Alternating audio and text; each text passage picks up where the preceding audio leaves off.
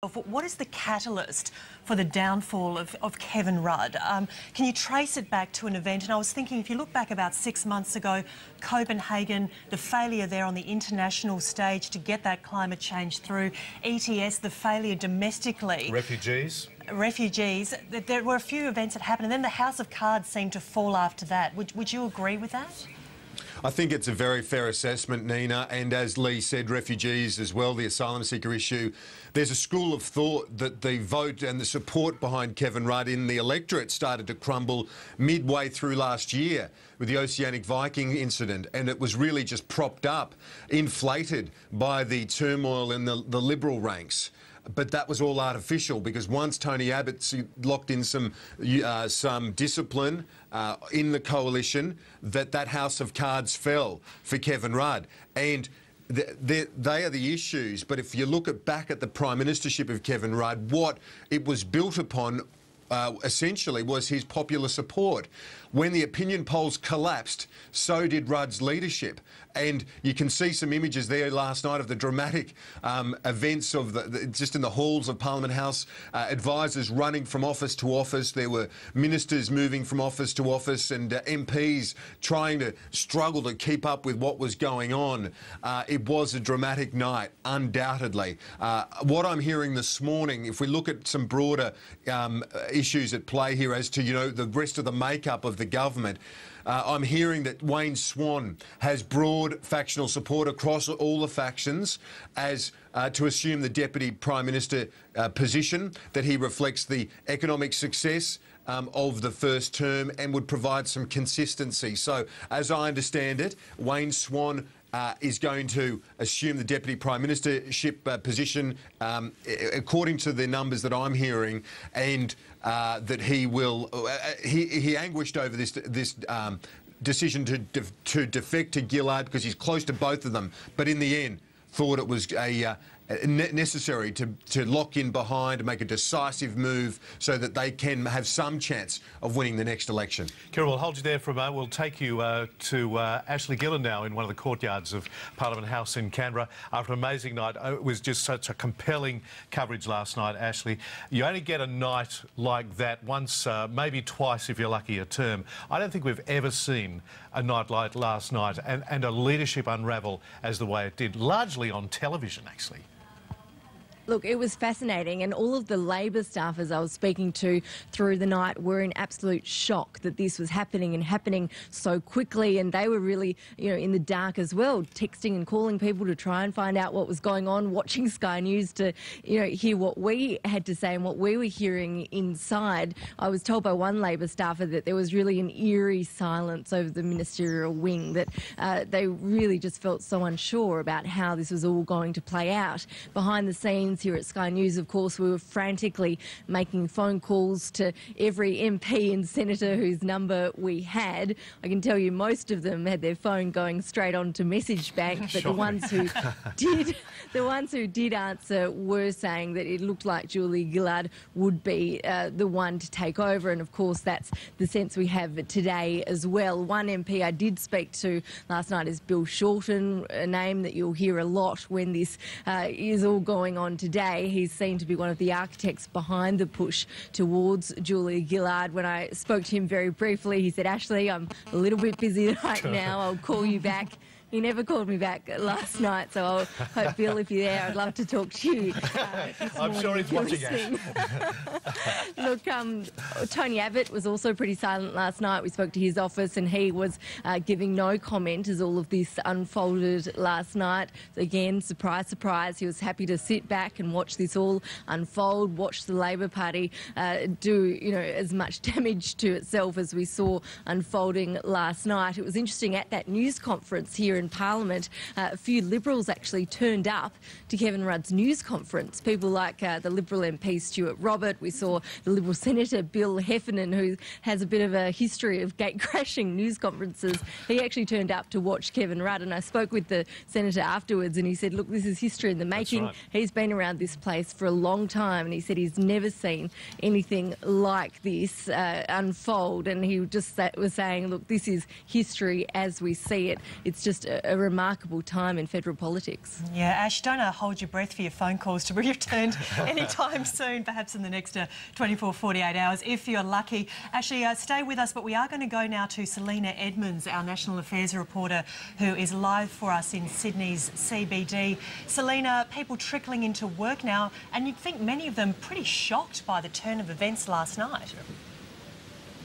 Indeed, Nina, many people very surprised at what's unfolded last night. Of course, for some, they didn't know until they hopped on their buses and trains and headed into work this morning. And taking a look at the morning's newspaper, the newspaper of choice if you're on public transport in Sydney, as we all know, because it's shoulder to shoulder and very cramped.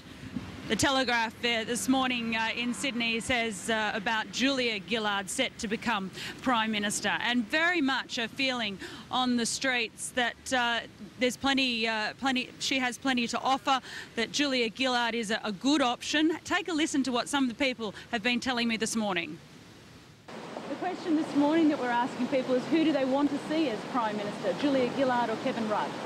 Oh, you'd probably have to say Julia Gillard at the moment, just the way things have been going. So the Labor Party have spoken.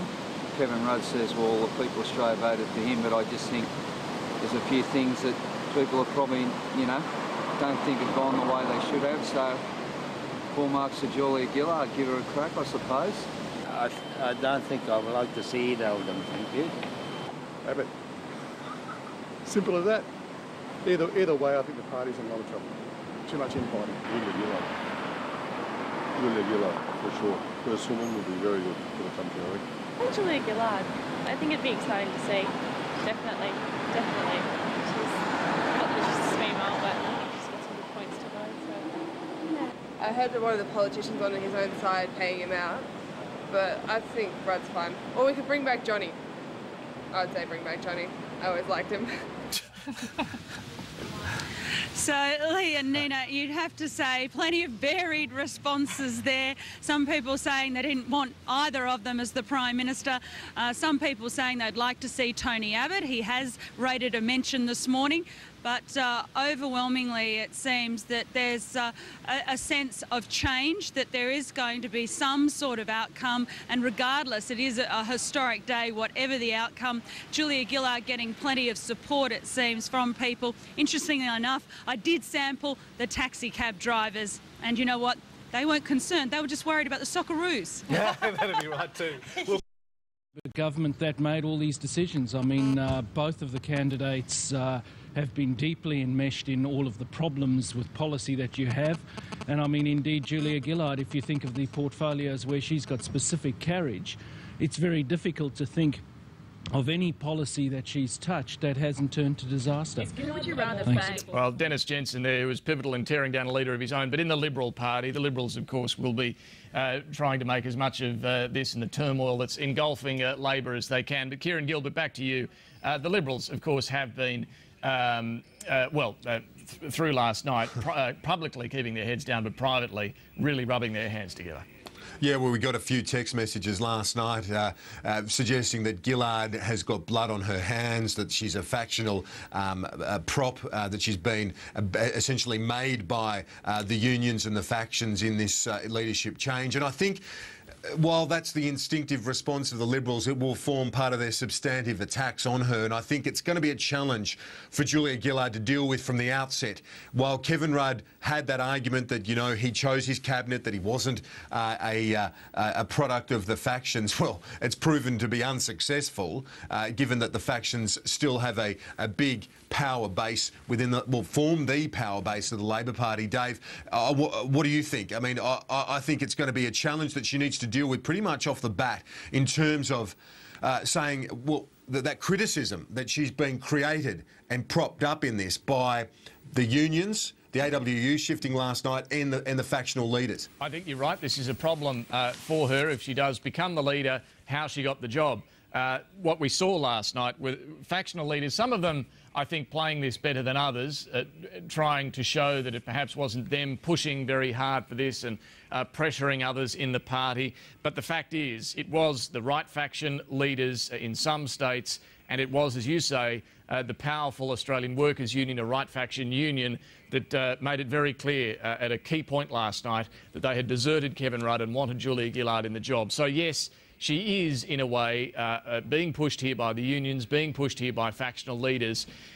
I guess on the flip side, you could argue that these are the hardheads who know what's at stake here, and that the trend is bad for Labor. The prospects are they're going to lose an election. They've made this decision in the interests of the party to save their election chances. So there's two ways of looking at it, as always with these things.